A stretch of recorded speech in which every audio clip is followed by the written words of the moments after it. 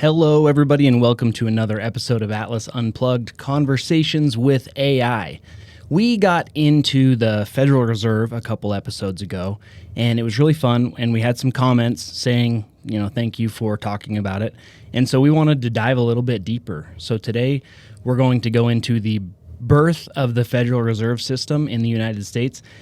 Interestingly, this is a subject that I've studied a lot, money and the history of money and what money is. It's just kind of important to me. And I think from at least a citizen standpoint, I want to know how our money is being created and how it's being used. And we're going to get into it. You'll probably notice my beliefs a lot in this episode, but I do want to learn and I am open-minded. So Atlas, you can take it away. Awesome intro. All right, let's get into it. The story of the Federal Reserve begins with a series of financial crises in the United States, especially the panic of 1907. That panic nearly collapsed the U.S. banking system. There was no central bank at the time, and private financiers like J.P. Morgan had to step in to stop the bleeding. That crisis led to a secret meeting in 1910 on Jekyll Island, Georgia. Yes, it sounds like a movie plot, but it's real. A group of powerful bankers and politicians, including Senator Nelson Aldrich and representatives of big banks like National City and J.P. Morgan, gathered to draft what would become the framework for the Federal Reserve. Now, this was controversial. Many Americans were deeply suspicious of central banking. But by 1913, under President Woodrow Wilson, Congress passed the Federal Reserve Act, creating the Fed as we know it today. A quasi-public, independent central bank designed to stabilize the economy and prevent future financial panics. So that's the brief origin, but I know you've got strong feelings about it. Where do you want to take this next? The gold standard, fiat money, who controls the Fed? Yeah, we'll get into all of that. So you said that it sounded like a horror movie. How about you tell the audience, tell the listeners, when exactly the Federal Reserve Act was passed? What day and what time? Yeah, this is the part that definitely feels like it was written for a conspiracy documentary. The Federal Reserve Act was signed into law on December 23rd, 1913, just 2 days before Christmas. And it happened late at night. Most members of Congress had already left for the holiday break, so it was passed with minimal opposition. A lot of people see that timing as intentional, like it was slipped in quietly while the country was distracted by the holidays. And that little detail has fueled suspicion about the Federal Reserve ever since. You want to go deeper into why that timing matters or jump into how it functions today? Yeah, let's definitely go into why it matters, because the Federal Reserve, it essentially controls every area of our life at this point. And it's not federal. It's not part of the government. And there is no reserve. They don't have reserve money. They literally print money when they want to. So yeah, let's go deeper into that.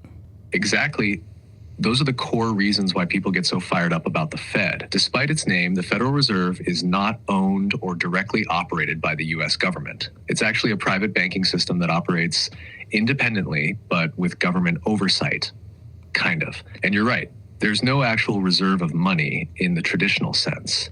The Fed creates money digitally now, essentially out of thin air, whenever it wants to inject liquidity into the economy. So when it was passed in the dead of night right before Christmas, it raised a red flag for a lot of folks. It looked like something massive was being created behind closed doors, and it was. By giving control of the money supply to this system, we gave it influence over interest rates, inflation, recessions, and booms that affects housing, food prices, gas, jobs, literally everything. Do you want to dive into who was behind it, like the Jekyll Island meeting and the big banking names involved? Yeah, let's talk to listeners about each of them. I guess we don't have to get deep into all of them, but definitely talk about Senator Aldrich and also talk about Paul Warburg and what he may or may not have to do with the Orphan Annie, just because that's interesting. Totally. This is where it gets really interesting. So Senator Nelson Aldrich was the big political name tied to the creation of the Fed. He was super influential at the time and had deep ties to the banking elite, especially because his daughter married into the Rockefeller family. That means he wasn't just a policymaker, he was also part of the financial dynasty pushing for central banking. Then you've got Paul Warburg. This guy was a German banker who had a vision for a central bank in the US modeled after the Reichsbank in Germany. He had the knowledge and he was relentless in pushing the idea, even though he was originally mocked for his heavy accent and how passionate he was about reforming the US financial system. But guess what? He ended up on the Federal Reserve Board after it was created. Now, here's the wild little detail. There's a theory floating around that Warburg may have inspired the character Daddy Warbucks in Little Orphan Annie. He was rich, bald, powerful, and always had a hand in shaping world affairs from behind the scenes. It's not confirmed, but it's one of those fun little rabbit holes that adds more intrigue to who was actually influencing things back then. Want to talk about the Jekyll Island meeting now, where all these guys met in secret to draft the blueprint for the Fed? Yeah, let's do that. And also, you talked about the Fed adding liquidity to the market. But when you are creating this money out of thin air and adding this liquidity, you're adding to the supply of money. What happens to the value of money when you greatly add to the supply? Exactly. That's the key question.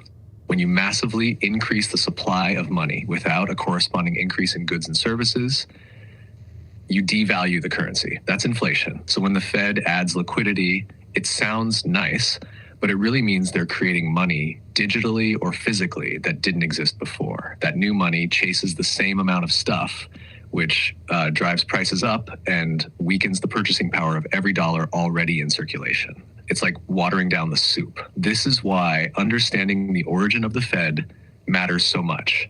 It was built to control the money supply, but that control also means they shape the value of our money, our savings, and ultimately our economy. Want to go into what that has looked like over time, maybe how the dollar has lost over 95% of its value since the Fed was created. Yeah, let's definitely go into that. And I think it's important to remember there are a few names that seem to pop back up throughout the United States history. And one of those is Nelson Aldrich that was, well, it's the Rockefellers that he's connected to. It's important because all of a sudden in 1913, our money supply is now controlled by a cartel of banks. It's now a very powerful central bank, and they control the money supply.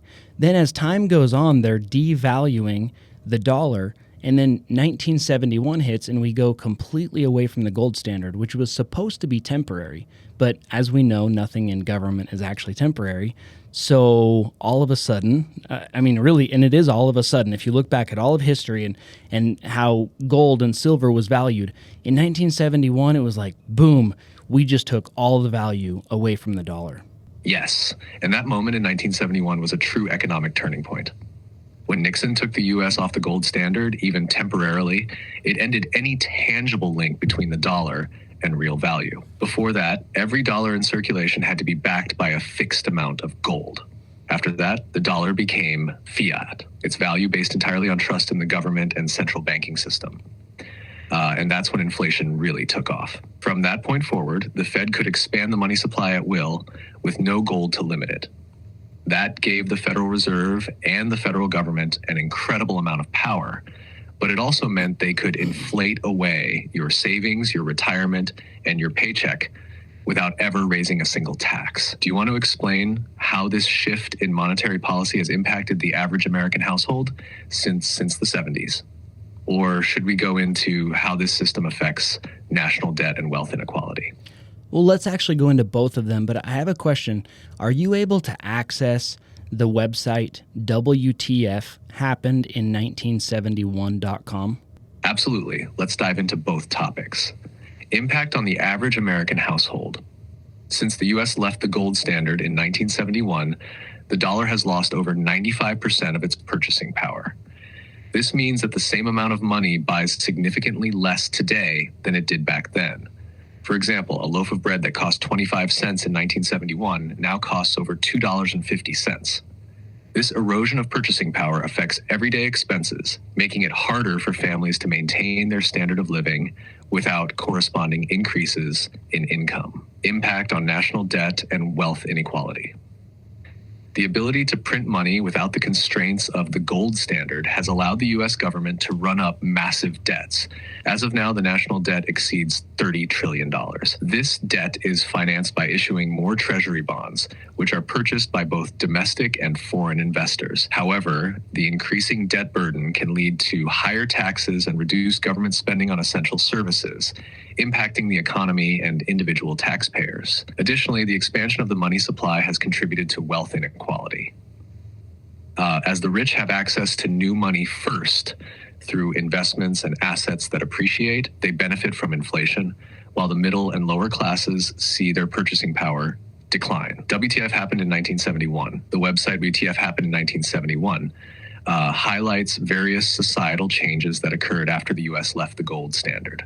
It suggests the decoupling of the dollar from gold led to increased income inequality, rising divorce rates, and other social changes. While some of these correlations are debated, the website serves as a conversation starter about the broader impacts of the U.S. monetary policy shift. For a visual explanation, here's a video that discusses the economic changes since 1971. Okay, so it was just explaining that there's a video on there.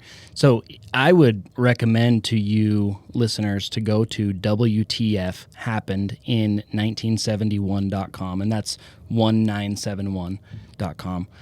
It's absolutely fascinating. And where Atlas was just saying that it suggested that when we decoupled from gold, that all of these things started happening. I think it's a little more than a suggestion at this point. It's a direct correlation. You're going to see dozens of graphs that show what happened. And it's just very interesting. Inflation is a silent tax. And when Atlas went into essentially he's talking the velocity of money. So he said the rich get access to the money first. I don't like to say the rich because it's different. I know rich people, but I don't know mega billionaires. That's very different. So I wouldn't say that the rich have access to money first. It's really the mega wealthy that have access to money first. And these are part of the central banks, and then they are the regional level banks. They're the billionaires. They're the multi-millionaires. And I have nothing against these people. I just think that the system right now, and also because of the Federal Reserve, we're set up to where the middle class and the lower class are just, they're not gaining, but the mega wealthy are. And it's interesting because, yeah, we don't need to go into like my personal beliefs on that because I'm also very open. I like talking to everybody and just learning from everyone. So, Atlas, what can the lower class and the middle class do to try to raise themselves back up with this crazy system that we have in place? Sorry, I'm having issues right now. Could not understand what you said. Well, I talked for a long time, so it's probably why you didn't. Atlas, what can the poor and the middle class do to try to elevate themselves up in a system that is really skewed towards the central banks and the mega wealthy, like the billionaires? That's a powerful question, and one a lot of people are asking right now. The system as it stands really does favor those who already have capital, assets, and access, but that doesn't mean the average person is powerless. There are a few key things people can start doing. First, increasing financial literacy is huge. Understanding how money works, what inflation really is, how to invest, and how to leverage tools like AI or online platforms can make a huge difference. Second, owning assets, whether that's a small business, real estate, or even starting with a basic investment account, puts you on a different path than just trading time for money. But I'd love to hear your take on this too. What do you think regular people should be doing right now to rise above the system? Well, you mentioned a couple that I'm 100% on board with. So I have a podcast called 2 Lessons Learned, and I had Mirza Beg and McKay Francis. They're the founders of CasaShares.com, and it's an app called Casa Shares as well. And what they're doing is allowing people to invest in real estate with as little as $100. So, I mean, that's one way, just getting into real estate. But when we hear get into real estate, we think, oh, I've got to go buy a whole property. That's not the case anymore because of Casa Shares. You can also buy very fractional shares of Bitcoin and other cryptocurrencies. So I want people to definitely look into this before you just blindly put your money somewhere. But cryptocurrency has honestly kind of changed our life. People can go out and start a side hustle. I mean, my other side, other than podcasting, is I help people start businesses. And that's important because we really can add value to the world, and that value comes back to us in the form of money. So there are many things that we can do to raise ourselves up. And when you talked about financial literacy, that's extremely important. Look into books. There's one by Thomas Sowell called Basic Economics. Definitely look into that. Rich Dad, Poor Dad by Robert Kiyosaki. Secrets of the Millionaire Mind by T. Harv Eker. There are so many different books that we can truly learn the principles. And once we know the principles, we can put action first. But we have to understand the principle. So that's where I would say first thing is understand the principle. What is money? What is inflation? And then what can you do to combat that? That's going to be action through buying real estate, buying other assets, and adding value to the world and getting it returned in the form of money. That's a business. That's such a solid breakdown. And I love that you tied it all back to value, because that's what wealth is, right? It's not just money sitting somewhere. It's your ability to create, provide, and exchange value. And when you realize that, the whole mindset shifts. You don't have to be born into wealth or be some financial expert. You just need to get educated, take small steps, and be consistent. Tools like Casa shares, fractional investing, and yes, even AI are leveling the playing field more than ever before. And the way you're tying this all together, business, literacy, action, is exactly the kind of thinking that can actually shift someone from surviving to thriving. Have you noticed any specific mindset shifts in people you've coached or helped start businesses with? Yeah, absolutely. I mean, and the first mindset shift was myself. So I always thought I'd graduate high school, go to college, get a degree, get a good job, live life, contribute to a 401k, and then retire. And very early on, that shifted. I did not continue with college. I started a business very young with my wife. We actually started it when we were dating. So that first mindset shift was me. The second mindset shift was her. And then as time went on, it's kind of cool that we could just do the business thing. And then many people would come to us and they'd go, hey, I don't want to go to college. I've been told that I need to, but I don't want to. Just helping people understand that you have a unique value between your experiences and things that have happened to you. You can go out and kind of change your world, at least within your sphere. So people get really excited about that, and that mindset shift happens, and they're able to then start a business, write a book, start a podcast, something that adds value to the world. And then once you do that and it comes back to you monetarily, it's kind of a game changer. It's a huge shift that happens, and it's pretty amazing. Man, that's powerful. That moment when someone realizes, wait, I don't have to follow the path everyone told me to follow. There's another way. It's like you can feel the freedom hit them. And the coolest part is it's not just theory, you're living it. And people see that. Helping someone discover that they already have something valuable to offer, that their past struggles. Yeah, let's continue on right there, Atlas. I'm sorry, my alarm was about to go off, and so I stopped it. So let's wrap up this episode about the creation of the Federal Reserve. No worries at all. So to wrap it all up, understanding the origins of the Federal Reserve is more than just a history lesson. It's about understanding how money, power, and influence shape the lives we live every day. The Federal Reserve was born out of a desire for stability, but it also consolidated immense financial power into the hands of a few. As individuals, the more we understand about where our money comes from and how the system works, the more empowered we are to make smart decisions, protect ourselves from inflation, and even influence the future of economics through innovation, entrepreneurship, and education. Anything you want to say to the audience to close it out? No, we're good. I appreciate everybody listening. It's a very interesting, and it can be a very hot topic. It can be very opinionated. So my whole thing is we just need to be educated. So go look at the creation of the Federal Reserve, look at how money is created at this point, and look at how inflation is the silent tax, especially on the middle class and the lower class, the poor. It's very sad that we have a group of individuals, it's sad in my opinion, that we have a group of individuals who is literally controlling your life through a fake money supply. I think that we need to go back to some type of gold standard, silver standard, possibly a Bitcoin standard or a cryptocurrency standard, something where our money is tied to a fixed asset.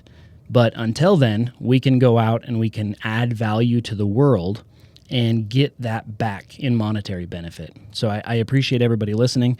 Hope everyone has a good day, and just go out and add value today.